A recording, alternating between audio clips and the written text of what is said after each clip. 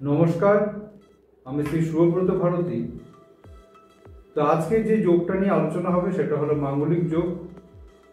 তো দেখা যায় একটা জন্মকুণ্ডলীর মধ্যে 6টা জায়গায় মঙ্গল থাকলে মাঙ্গলিক যোগ ক্রিয়েট হয় এবং অনেকের বক্তব্য যে এই মাঙ্গলিক যোগ থাকলে সেপারেশন, ডিভোর্স বা হাজবেন্ডের অবক্ষয় লক্ষ্য করা যায়।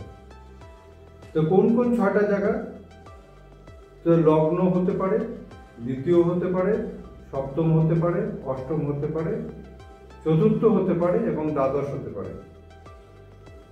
তো পৃথিবীর অর্ধেক মানুষেরই তো তাহলে দেখা যাবে যে মাঙ্গলিক দোষ রয়েছে। তো পৃথিবীর অর্ধেক মানুষ যদি মাঙ্গলিক দোষেই যদি যুক্ত থাকে তাহলে কি সকলেরই কি এক অবস্থা হয়? এই সমস্ত তত্ত্বগুলি সম্পূর্ণ ভুল। এমনও দেখা গেছে যে সপ্তমের মঙ্গল বিয়ের পরে প্রচুর ভালো ইমপ্রুভমেন্ট হয়েছে এবং সারাটা জীবন খুব ভালো করে তাদের লাইফস্টাইল বেরিয়ে গেছে। তা আবার এমনও অনেকে বলে থাকে যে যদি মেয়ের মাঙ্গলিক থাকে তাহলে হাজবেন্ডকেও মাঙ্গলিক হতে হবে।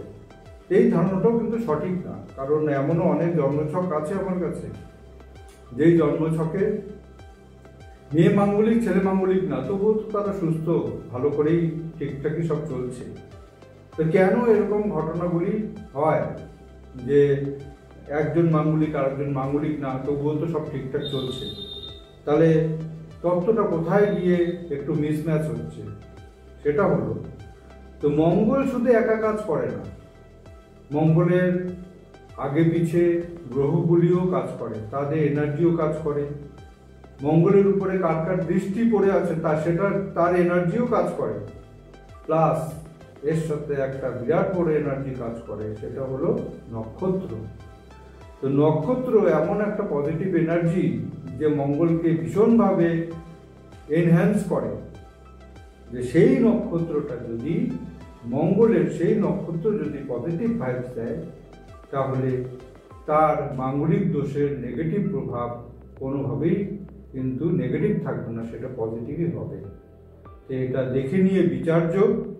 তো সমস্ত মাঙ্গলিকের মানে কপালেই যদি দুর্ভাগ্য চলে আসে তাহলে এই জন্মছকের মধ্যে মানে 6টা ভাবেই যদি মঙ্গল বসে থাকে তাহলে তো পৃথিবীর অর্ধেক লোকই মাঙ্গলিক। তাহলে যারা যারা বিয়ে করেছেন তাদের জীবনে ভীষণভাবে বিপর্যয় নেমে আসবে। এটা কি কোনোদিন সম্ভব? এটা সম্ভব না। তা আমার কথাগুলি বিবেচনা করে দেখবেন, আপনারা আতঙ্কিত হবেন না।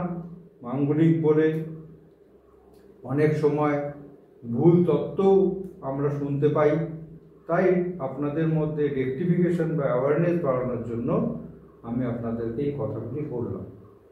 নমস্কার।